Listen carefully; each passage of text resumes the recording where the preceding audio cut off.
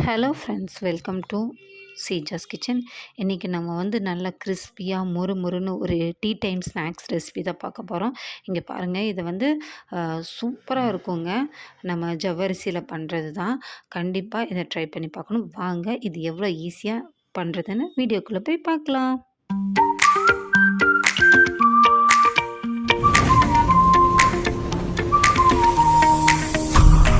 அதுக்கு நான் இப்போ ஒரு பவுலில் 1 கப் ஜவ்வரிசி எடுத்திருக்கேன். இதை வந்து நம்ம கடையில் ஈஸியாகவே வாங்கிடலாம். அது மாவு ஜவ்வரிசி இருக்கு இல்லையா, அதுதான் இது. இதை வந்து நம்ம இப்போ வந்து நல்லா தண்ணி விட்டு அலசி எடுத்துக்க போகிறோம். இதில் மண் தூசி எல்லாம் இருந்துச்சுன்னா இது போகிறதுக்காக தான். இதை நல்லா அலசி இதை நம்ம வடிகட்டி தனியாக எடுத்து வச்சுக்குவோம்.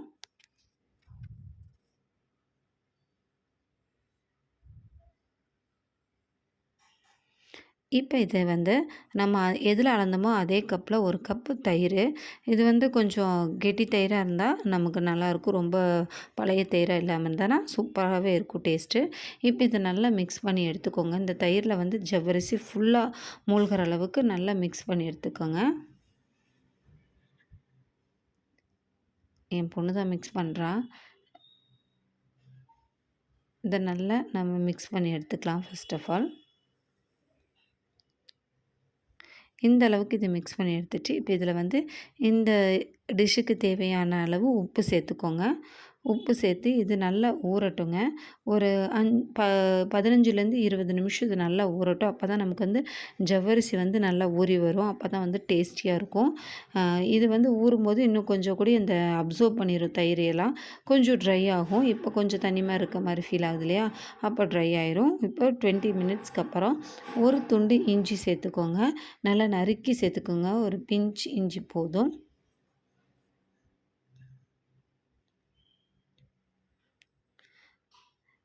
ரெண்டு பச்சை மிளகா சேர்த்துக்கோங்க. நல்லா பொடியாக நறுக்கி வச்ச பச்சை மிளகா 2 சேர்த்துக்கோங்க. என் பொண்ணு தான் என் கூட சேர்ந்து குக்கிங் பண்ணிகிட்ருக்கா. கருவேப்பிலை மல்லித்தழை வந்து ஒரு கொஞ்சமாக சேர்த்துக்கோங்க. இப்போது ஒரு பெரிய வெங்காயம் வந்து சின்ன சைஸ் பெரிய வெங்காயம் தான். அதை வந்து இந்த மாதிரி பொடியாக நறுக்கி சேர்த்துக்கோங்க. இந்த அரிசி மாவு கொஞ்சமாக, அதாவது ஒரு 2 டேபிள் ஸ்பூன் அரிசி மாவு சேர்த்துக்கோங்க. இது வந்து ஒரு கிறிஸ்பினஸ்க்கு தான். ஆல்ரெடி உங்களுக்கு வந்து நீங்கள் ஜவ்வரிசிலே வந்து கிறிஸ்பினஸ் கிடச்சிரும்.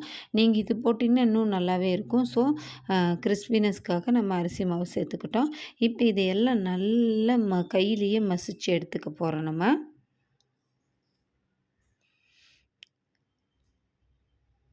நல்லா கையிலேயே இந்த வெங்காயம், பச்சை மிளகாய் எல்லாம் நல்லா அமுக்கி விட்டு இது பண்ணுங்கள். அப்போ தான் உங்களுக்கு அந்த பச்சை மிளகாயோட காரம் எல்லாம் வந்து இதில் சேரும். நமக்கு வந்து இது ஒயிட்டாக தான் இருக்கும். ஸோ இதில் வந்து வேறு எந்த நம்ம வந்து மிளகாத்தூள் அந்த மாதிரி எதுவும் சேர்க்க போகிறதில்ல. இப்போ நல்லா மிக்ஸ் பண்ணி இந்த அளவுக்கு எடுத்துக்கிறோம். நம்ம வந்து இந்த போண்டா தட்டி எடுப்போம் இல்லையா, அந்த அளவுக்கு இது உருண்டை பண்ணுற அளவுக்கு கன்சிஸ்டன்சி இருக்கட்டும். இப்போ இது ஒரு 5 மினிட்ஸ் அப்படியே இருக்கட்டும். நம்ம சேர்த்துருக்க இந்த வெங்காயம், உப்பு இதெல்லாம் வந்து அதில் நல்லா அந்த சார்ந்து வரட்டும். நமக்கு வந்து இந்த அமுக்கி பார்த்தோன்னா வந்து ஜவ்வரிசி உடையணும். அதுதான் இந்த ஊறுறதோட அளவு. இப்போ இது நல்லா அந்த அளவுக்கு ஆகட்டும். நம்ம இப்போ வந்து ஆயில் ஹீட் பண்ணிடலாம். ஒரு பாத்திரத்தில் வந்து இப்போ இந்த மூழ்கிற அளவுக்கு, அதாவது ரொம்ப நிறைய ஆயில் வேண்டாம், ஓரளவுக்கு ஆயில் சேர்த்துக்கோங்க. பக்கத்துலேயே தண்ணி வச்சுக்கோங்க. நம்ம இந்த கையை வந்து தண்ணியில் நனைச்சி தான் போண்டாக்கு எப்படி பண்ணுவோமோ அதே ப்ராசஸ் தான். இப்போ நம்ம அதை போட ஆரம்பிச்சிடலாம். ஆயில் ஹீட் ஆகட்டும்.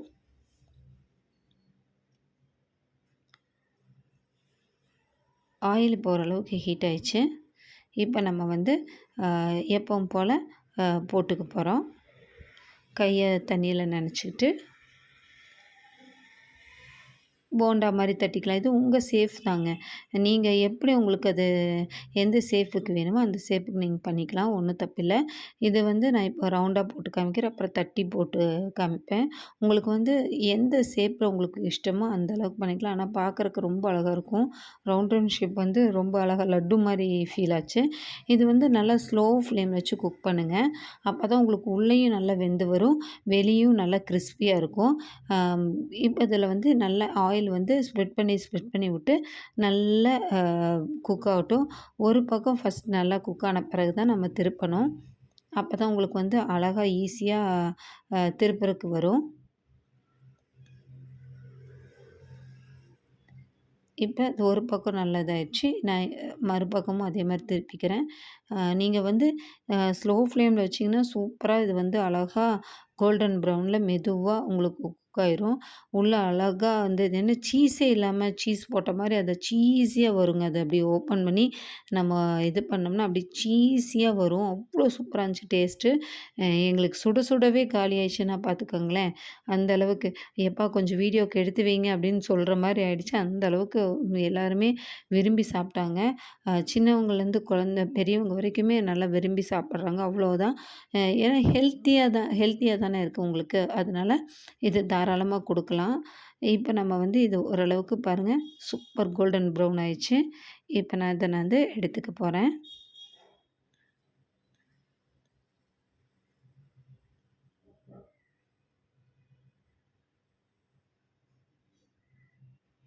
பாருங்க எவ்வளோ சூப்பரா குக் ஆயிருக்குன்னு.